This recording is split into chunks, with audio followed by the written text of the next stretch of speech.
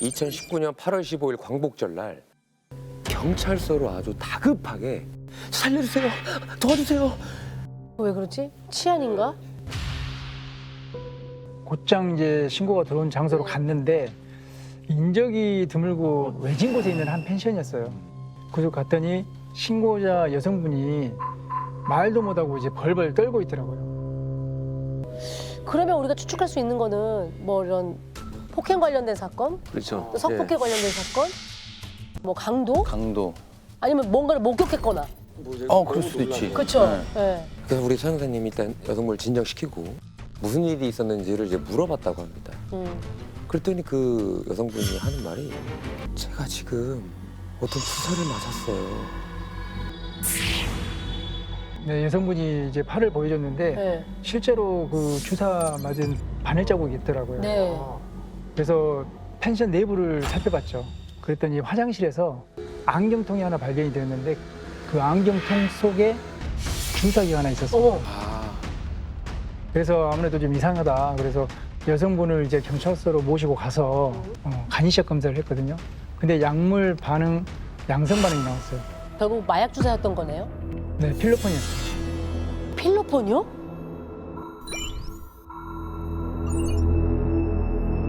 근데 본인이 필로폰을 맞고 왜 신고를 하는 거지? 이 여성분이 네. 다른 사람이 내 몸에 주사를 놓았다. 아. 자고 있는데 자고 있는데 그런 거 와서 그렇죠. 그럴 수 있잖아요. 이제 그렇게 얘기를 한 거죠. 네. 그래서 형사님이 아니 근데 이게 또 말이 안 대체 되는데. 누가 주사를 놨냐라는 거죠. 근데 그 여성분이 정말 상상도 못할 사람을 말합니다. 주사를 놓은 사람을 놓은 사람을. 결혼할 남자친구의 아버지, 그러니까 예비 시아버지가 그 짓을 했다는 겁니다. 상상이 됩니까? 지금 내가 헛웃음이 나오는데 며느리가 제일 그러니까 예비 며느리한테 네. 주사를 놨다고? 이게 너무 비상식적이라 이게 감당이 안 되는데? 이렇게 믿기 힘드시겠지만 이 경악스러운 이야기가 실제로 일어난 일입니다. 남자친구의 아버지가 자신에게 강제로 마약을 투약했다는 여성의 신고가 접수돼 경찰이 수사에 나섰습니다. 경기 포천경찰서는 지난 15일 포천의 한 펜션에서 남자친구 아버지가 강제로 마약 주사를 놓았다는 내용의 신고를 받고 출동했지만 잠깐만 이게 말이 안 되는데? 이게 좀 앞뒤가 조금 어떻게든 전후 사정을 좀 들어봐야 좀 더 이해가 될 것 같아요. 그래서 이제 저희가 펜션 내부에 있던 CCTV를 확인해 봤는데 정말 그 112 신고한 그 시간대에 네. 그 예비 시아버지가 차를 타고 급하게 펜션을 빠져나가는 게 찍혀 있더라고요, CCTV에. 미친놈인가? 왜 시아버지하고 예비 며느리 저기를 펜션을 왜 갔냐고. 그러네. 그게 아니 뭐 난더 이상한 또 이해가 무슨 안 돼. 종교 막 이런 거 아니에요? 혹시? 아니 아들도 연관돼 있나? 그러니까. 소위 이제 몰래뽕이라는 용어가 있어요. 마약을 전혀 원하지 않는 사람한테 몰래 수뢰타거나 뭐 투약하거나 이런 게 그거 있어요. 완전 범죄잖아요. 만약에 투여를 하게 되면 진짜 뭐 시체가 이완되고 판단을 못해서 한거불능 상태가 되잖아요. 이 상태를 유발하는 목적을 갖고 있어요. 결국 그게 뭐냐는 아이고 거죠. 진짜 결국은 그렇게 만들어서 성범죄. 그걸 하려고? 그 주로 이제 성폭행의 목적으로 그런 행위들이 일어나죠. 근데 문제는 이제 지금 속에서 몰래 주사한 이 사람이 그야말로 시아버지가 될 사람이라는 거잖아요. 예비 시아버지. 야, 이거 정말 파렴치함의 극치네요, 이건 진짜. 세상에. 어떻게 근데 제가 궁금한 게 시아버지랑 예비 며느리하고 펜션에 저기 왜 갔냐고요. 단둘이 갔다는 거. 근데 난 그죠? 그게 이해가 안 되고 저도 이제 처음에 그 얘기 들었을 때는 솔직히 이해가 가진 않았어요. 근데 이 피해자가 친엄마랑 오래 이제 떨어져 살았다고 했거든요. 네. 그 빈 자리를 이제 시어머니가 메꿔준 거죠. 시아버지하고 되게 시어머니가. 살가운 사이였구나. 그렇죠. 이제 옷도 사주고 반찬도 이렇게 갖다 주고 이렇게 지낸 지가 한 3년 정도 그렇게 지냈다고 해요. 어머. 그러니까 이미 따로 만나서 밥도 먹고요. 뭐 네. 여행도 갈 정도로 가깝게 지낸 지가 이미 3년이 된 거예요. 이미 피해자가 평소에 나눈 대화 내용이 있거든요. 포도주 보내려고 하니 주소 보내가라. 아버지 드실 것까지 다 보내주신 거 아니에요? 아니야, 며느리 거 산 거야. 네, 감사히 잘 먹겠습니다. 평소에 각별히 그러네. 네. 거의 뭐 친가족 같네요. 네. 그러니까 이 사건이 있기 3일 전에도 또 연락을 했다고 합니다. 뭐라고요? 광복절날 시간 좀 낼 수 있으면 아버지한테 연락 좀 하거라. 예, 아버지. 광복절날 쉴 것 같아요. 잠깐 시간 내주거라. 그냥 전혀 뭐 그냥 자기도 그냥 아버지라고 자기를 지칭하네요. 그러니까 그런 사이인데 왜 전혀 의심을 할 수가 없는 관계잖아요. 의심할 이유도 없는 거죠. 자, 그럼 이제부터 예비 시아버지를 제가 홍 씨라고 네. 하겠습니다. 네. 범인 홍 씨와 이 피해자가 2019년 광복절날 네. 연락이 왔다고 했잖아요. 펜션에서 약속을 한 그날 피해자가 홍 씨를 만나러 갑니다. 네. 피해자를 차에 태운 홍 씨가 생각보다 좀 멀리 가는 거예요. 피해자가 아버지 어딜 가는 거예요? 라고 물었더니 내가 평상시에 좀 해준 게 없는 것 같아서 깜짝 선물을 준비했어. 라고 하면서 이게 데려간 게 펜션이라는 거죠. 펜션에 이제 도착하고 이제 피해자도 당황했겠죠. 근데 이제 시아버지가 너에게 선물을 줄 게 있으니까 기다려라 하면서 네. 수건으로 눈을 가리고 네. 손을 내밀어 보라고 한 거예요. 어머. 너도 좋아할 거다. 이게 뭐가 나오나 보자. 이제 그랬다는 거죠. 그게 무슨 말이야? 너 뭐가 나오나 보자? 그게 무슨 말이야? 그 순간 갑자기 팔이 따끔거려서 이제 수건을 헤치고 봤더니 홍 씨가 자신의 팔에 주사를 놓고 있는 거예요. 그 너무 놀라서 이제 밖으로 뛰쳐나오면서 살려달라고 소리를 치고 네. 112 신고를 한 거죠. 야, 이 미친 깜짝 선물이 몰래 뽕이야? 말이 되냐? 말이 되냐 이게 진짜? 그러니까 쉽게 얘기하면 제 아들이 네. 있는데. 결혼할 여자가 있어. 네. 내가 아니 상상도 하지 마. 비유를 하지 마. 그러니까 비유하지도 이게 마. 말이 안 된다는 거지. 비유하지도 마요 진짜. 예를 들 비유하지도 수가 마. 없는 예를 들 수가 얘기야. 없는 거야 이거는. 이게 현실에서 일어난다는 자체가 저는 이해가 안 돼서 그런 거야. 그러니까 그 말도 너무 이상해. 음흉스러워. 넌 뭐가 나오는지 보자. 나는 이거 가릴 때 그거 나는 무슨 다야 반지나 예를 들어 그런 생각을 했을 거 아니에요. 내가 그 피해자라면 근데 갑자기 주사가 들어온다? 얼마나 놀랬겠어요. 3년을 그렇게 지냈으니 의심할 수가 없지. 야, 이 가족 같은 사이? 참, 가짜 빼야 돼 앞에. 그러니까 이제 피해자가 계속 반항을 하니까 그 아버지인 홍 씨가 도주를 했는데 얼마나 급하게 도망갔냐면 주사기도 챙기지 못하고 그냥 간 거예요. 야, 주사기를 몇 개씩 갖고 왔다는 거예요, 그럼? 아니 도대체 홍 씨 이분은 뭐 하는 사람인데 이런 거예요? 버스 회사에서 일하던 사람인데 그냥 평범하게요? 네, 평범한 회사원이었어요. 거기서 이제 인정을 받아서 또 팀장도 한 모양이에요. 또 평소 자주 그 봉사활동도 하고 이런 모습을 보이니까 평판이 좋았다고 해요. 버스에서 열심히 성실히 다니시고 봉사활동 열심히 사시면 되겠구만. 왜 그런 짓을 한 거예요? 아무도 상상을 못했을 것 같은데요? 근데 알고 보니까 엄청난 과거를 가진 사람이라고 하더라고요. 뭐야 이건 또. 12년 전에 그러니까 필로폰을 투약해서 처벌받은 전력이 있었어요. 마약 사범이에요? 그렇죠. 그래서 12년 전에 투약을 하고 그동안 참았다가 그 시점에 이제 투약을 한 거죠. 지 혼자 하는 것도 아주 강력한 범죄지만 왜 남한테 이렇게. 남도 아니지 며느리인데 지 그렇지. 자식이. 이제 곧 가족이 될 사람한테. 사실 저 피해자가 남자친구랑 이제 결혼을 결심하게 된 것도 시 부모님 영향이 컸다고 해요. 워낙 좋은 사람들이었으니까요. 그런 이제 홍 씨의 모습을 보고 나서는 이제 스스로 너무 자책하더라고요. 그래서 그런 모습을 보면서 좀 안쓰럽다는 생각이 들었었습니다.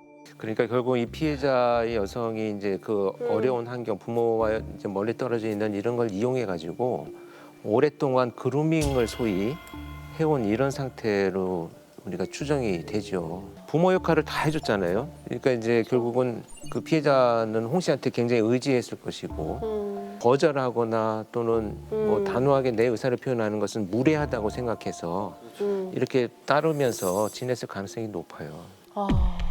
그러니까 이 피해 여성은 잘못한 게 아니잖아요. 오히려 그때 네. 무서웠고 두려웠겠지만 신고를 한 건 굉장히 잘한 거죠. 당연히. 그렇죠, 그렇죠. 자, 그럼 이제 도망가 홍 씨. 이게 홍 씨를 잡아야 되지 않겠습니까? 잡아야지. 근데 그날부터 이 형사님과 도주자 홍 씨의 아주 질긴 피말리는 싸움이 이제 시작되는 겁니다.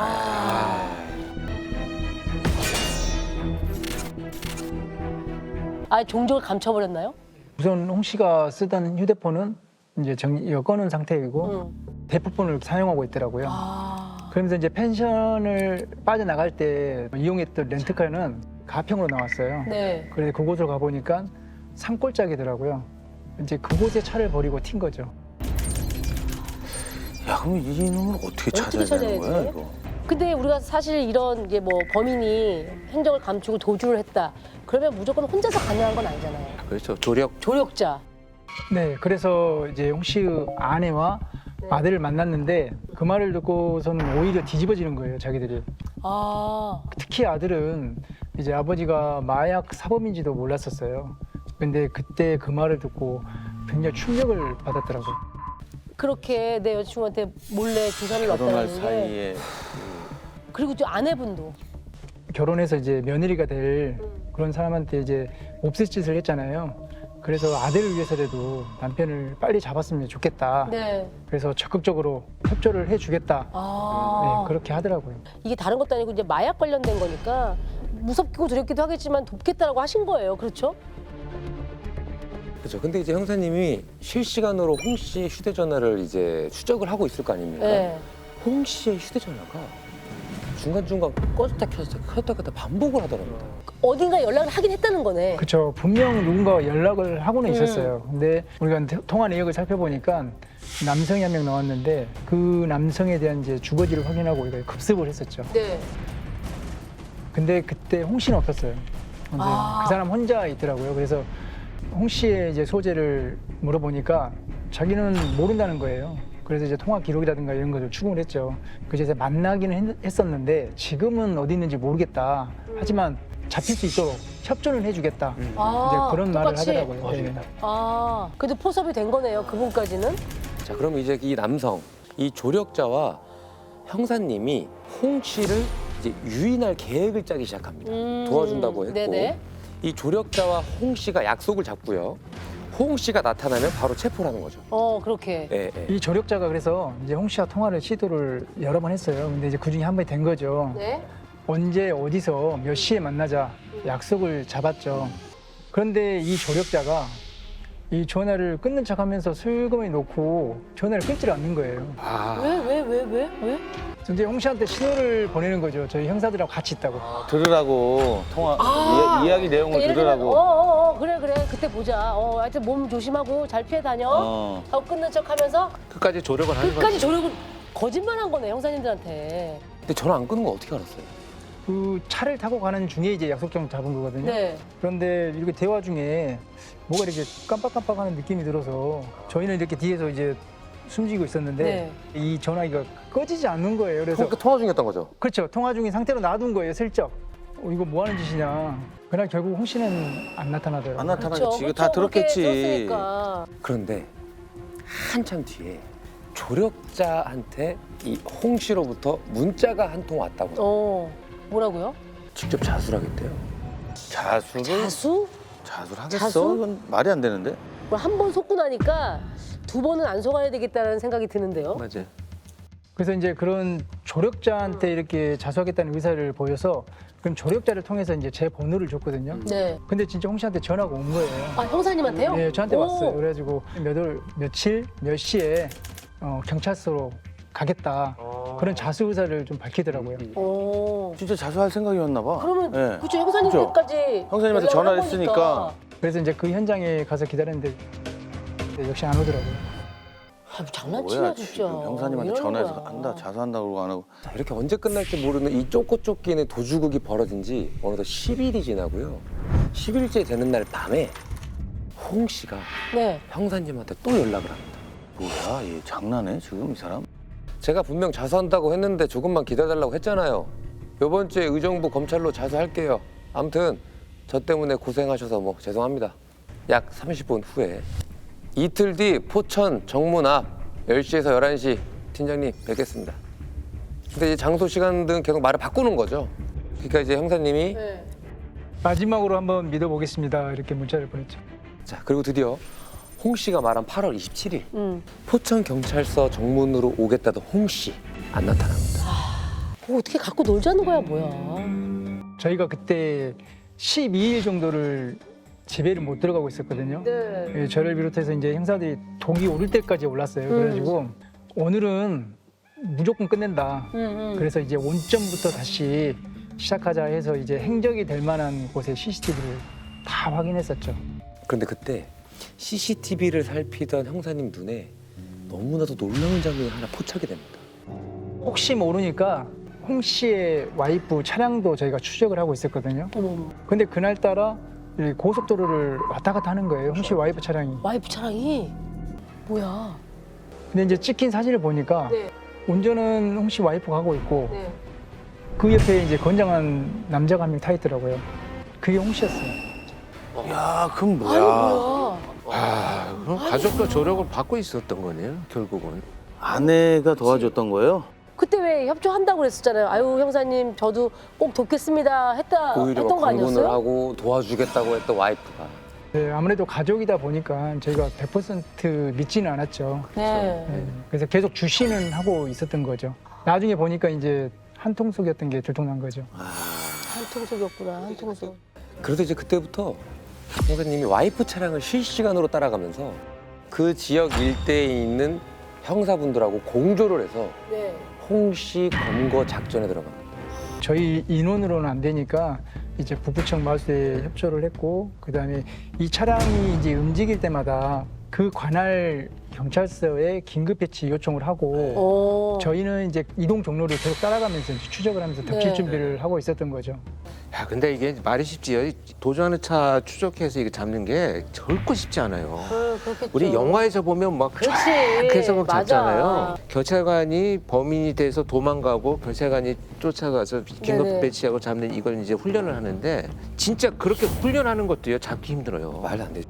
그런데 이제 이 공조 작전이 막 피말리게 막 펼쳐지고 있는 그때 갑자기 전화가 한 통 걸려옵니다. 홍 씨입니다. 응?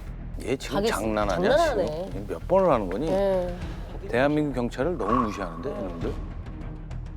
홍 씨가 이제 그러는 거예요. 지금 내가 형사님한테 자수하러 가고 있는데 여기 지금 파출소 직원이 잡혀서 지금 못 가고 있다.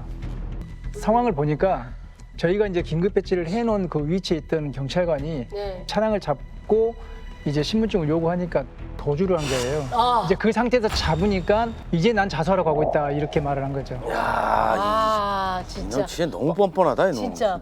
도망가다가 잡히니까, 아, 자수하러 갈. 응. 야, 그 얘기를 들으시면서 두 가지 감정이셨을 것 같아요. 얘 뭐라는 거야도 있고 하나는 그래도 잡았구나. 그렇죠. 이제 네. 아 이제 드디어 끝났구나 네. 이런 생각을 하고 이제 경찰관한테는 도망가지 못하게 꽉 잡고 있으라고 하고 저희가 이제 가서 체포를 한 거죠. 근데 이제 그 장소에 홍 씨의 이제 와이프도 있었던 거죠. 같이 네, 조력자로. 네. 그렇죠. 그러니까 아내가 그 남편 보면 신고한다고 하지 않았어요? 어떻게 보면 그쵸. 처벌을 받아야 되는 거 아니에요? 도주를 돕거나 은닉을 도와준 도왔으니까 거잖아요. 범죄자를. 범죄자 은닉, 뭐 도주 이런 거 다 처벌돼요. 네. 그런데 우리나라 형법에 이 가족일 경우에는 처벌하지 않는 친족 상도례라는 법칙이 있어요. 이건 뭐냐면 친족 사이에서 일어난 이런 범죄들, 그러니까 아버지의 주머니에 있는 돈을 내가 절취했다, 그러면 절도죄잖아요. 그렇죠. 근데 이건 처벌받지 않습니다. 입건하지 못하는 거죠. 자, 그런데 서 형사님이 홍 씨의 아내 체포했답니다. 어머. 이게 어떻게 어떡해요? 가능했을까요? 홍 씨를 검거하고 나서 이제 차량을 수색했더니 주사위가 160개가 나온 거예요. 아, 야, 부부가 그러면 그랬다는 뭐예요? 거예요? 이 체포한 전날도 투약을 했었고요. 또 놀라운 거는 이제 와이프도 같이 했다는 거죠. 그래, 같이 한 거야. 아이 그래, 뭐야 이게. 그래. 같이. 그러니까 체포 가능했던 거고. 그래. 그러니까 아내도 마약 사범인 거네. 마약범이네. 그렇지. 12일째 되던 날 도주 중이던 김 씨가 검거됐습니다. 아직 여자친구한테 왜 마약을 투약했죠? 피해자한테 사과할 생각은 없으신가요? 근데 그 조력자도 있었잖아요. 검거된 거를 알고 어떻게 보면 이제 상황을 좀 보려고 저한테 이제 전화를 해서 홍 씨 면회 가도 됩니까? 그러길래 아, 편하게 오시라고 네네. 그래놓고서 이제 면회 나온 그 조력자를 체포를 한 거죠. 호랑이굴에 들어와서 그냥 자연스럽게 수갑을 채우신 거네요. 이게 범죄자들이 이렇게 어리석다니까요. 네. 똑똑한 척은 다 하면서. 네. 그러니까. 결국 이렇게 해서 홍 씨의 도주급 12일 만에 막을 내리고요. 근데 이제 홍 씨에 대한 본격적인 수사가 이제 이루어지지 않겠습니까? 그렇죠. 근데 이 홍 씨라는 사람이요. 이게 만만치 않은 사람이더라고요. 뭐야 뭐. 또 자기는 아니다. 뭐 설마 또 뭐 아니다. 우리 며느리 될 애가 원해서 해준 거다. 뭐 일단 또 헛소리한 거 아니야? 예, 피해자한테 이제 강제로 마약을 투약했다는 걸 인정을 했잖아요. 자기는 이제 성폭행할 마음은 없었다. 단지 피해자의 여성의 그 마음을 알고 싶어서 약을 하면 좀 더 편하게 이야기하지 않을까. 이 홍 씨가 왜 그런 마음을 먹었냐면은 마약 사범들은 어느 한 곳에 꽂히는 경우가 있어요. 뭐 전화기를 돌린다든지 맞아요. 반복된 이렇게 행동. 반복된 행동을 하는데 네. 이 홍 씨 스타일은 마약을 하면 밤새 이야기를 해요. 자기 속마음을 터놓고 얘기하는 스타일이에요. 필로폰을 하면. 그래서 며느리한테 이게 투약을 하게 되면 며느리도 나한테 속편하게 얘기를 하지 않을까라고 했다라고 이제 변명을 하더라고요. 이게 믿어야 돼요. 근데 이거 참. 이런 거를 소리라고 하잖아요. 우리 흔하게 그냥.